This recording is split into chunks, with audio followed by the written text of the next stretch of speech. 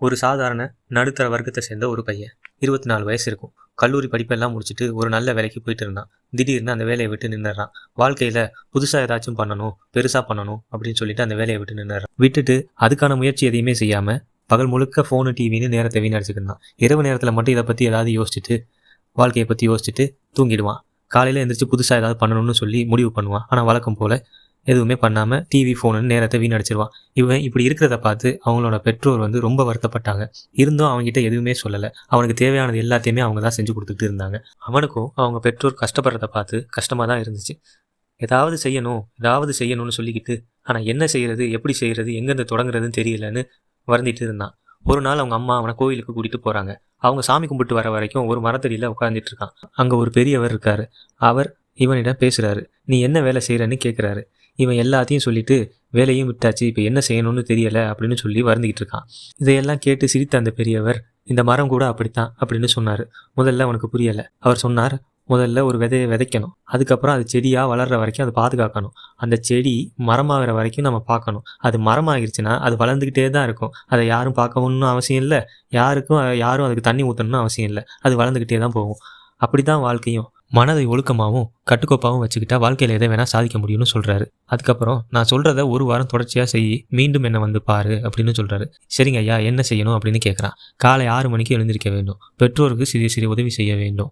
2 பக்கம் அல்லது 3 பக்கம் படிக்க வேண்டும். ஒரு பக்கமாவது எழுத வேண்டும். 1 மணி நேரமாவது விளையாட வேண்டும். 1 மணி நேரமாவது உயற்பயிற்சி செய்ய வேண்டும். இதை தொடர்ச்சியாக நீ செஞ்சுட்டு ஒரு வாரத்துக்கு அப்புறம் வந்து என்னைய பாரு அப்படின்னு சொல்கிறாரு. முதல் 2 நாட்கள் அதை சரியாக செய்கிறான். 3ஆவது நாள் அதை குறைக்கிறான். 4ஆவது நாள் அதை விட்டுட்டு பழையபடி ஃபோனு டிவின்னு மாற்றிடுறான். ஒரு வாரம் கழித்து அந்த பெரியவரை போய் பார்க்குறான். அவர் கேட்குறாரு, என்னப்பா சொன்னதெல்லாம் செஞ்சியா அப்படின்னு கேட்குறாரு. அவன் முயற்சி செஞ்சேன், 3 நாள் தொடர்ச்சியாக செஞ்சேன், பின்பு என்னால் முடியலை அப்படின்னு சொல்கிறான். சிரிச்சுக்கிட்டே அந்த பெரியவர் சொல்கிறாரு, இந்த மரம் கூட அப்படித்தான், ஒரே நாளில் வளர்ந்து இவ்வளோ பெரிய மரமாக ஆகிட முடியாது. ஒவ்வொரு நாளும் வளர்ந்து தான் இவ்வளோ பெரிய மரமாக வந்து நிற்கிது. அப்படி தான் வாழ்க்கையும். ஒவ்வொரு சிறிய சிறிய முயற்சியும் உனக்கு புதிய சிந்தனையை கொடுக்கும், மன வலிமையை கொடுக்கும். அதனால் தொடர்ச்சியாக இதெல்லாம் செஞ்சுக்கிட்டே வா அப்படின்னு சொல்லி அனுப்பி வைக்கிறாரு. இவனும் யோசிச்சுக்கிட்டே போயிட்டு அப்புறம் முடிவு பண்ணுறான் இதெல்லாம் தொடர்ச்சியாக செய்கிறதுன்னு.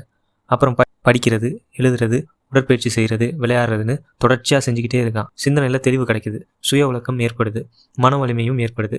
இதை தொடர்ச்சியாக செய்ய செய்ய செய்ய அவனுக்கு புதிய சிந்தனைகள் வந்துக்கிட்டே இருக்கு. கொஞ்சம் காலம் கழித்து தன்னுடைய கனவு வேலைக்கு முயற்சி செய்கிறான். 2 முறை தோற்று போகிறான். மீண்டும் முயற்சி செய்கிறான். 3ஆவது முறை வெற்றி பெறான். இதை கண்டு அவன் பெற்றோர் பெரும் மகிழ்ச்சி கொண்டனர். இப்போது பெரியவரை பார்க்க கோவிலுக்கு போகிறான். வேலை கிடைத்த மகிழ்ச்சியாக அவருடன் சொல்கிறான். பெரியவர் சொன்னார், வாழ்க்கையில் சிறிய சிறிய முயற்சிகள் தொடர்ச்சியாக செய்வதன் மூலமே இலக்கை அடைய முடியும். ஒவ்வொரு நாளின் தொடர்ச்சியான முயற்சியே ஒரு நாள் வெற்றி என்று கூறிவிட்டு சென்றார். சோம்பேறிகள் தான் வெற்றிக்காகவும் வாய்ப்புக்காகவும் காத்து கொண்டிருப்பார்கள். வெற்றியாளர்கள் வாய்ப்புக்காகவும் வெற்றிக்காகவும் உழைத்து கொண்டு முயற்சி செய்து கொண்டும் இருப்பார்கள். முயற்சி செய்து தோற்பவனும் ஒரு வகையில் வெற்றியாளன் தான். இந்த கதையின் மூலம் நாம் புரிஞ்சுக்க வேண்டியது ஒன்று தான். சோம்பேறிகள் தான் வெற்றிக்காகவும் வாய்ப்புக்காகவும் காத்து கொண்டே இருப்பார்கள். வெற்றியாளர்கள் வாய்ப்புக்காகவும் வெற்றிக்காகவும் உழைத்து கொண்டும் முயற்சி செய்து கொண்டே இருப்பார்கள். முயற்சி செய்து தோற்பவன் ஒரு வகையில் வெற்றியாளன் தானே.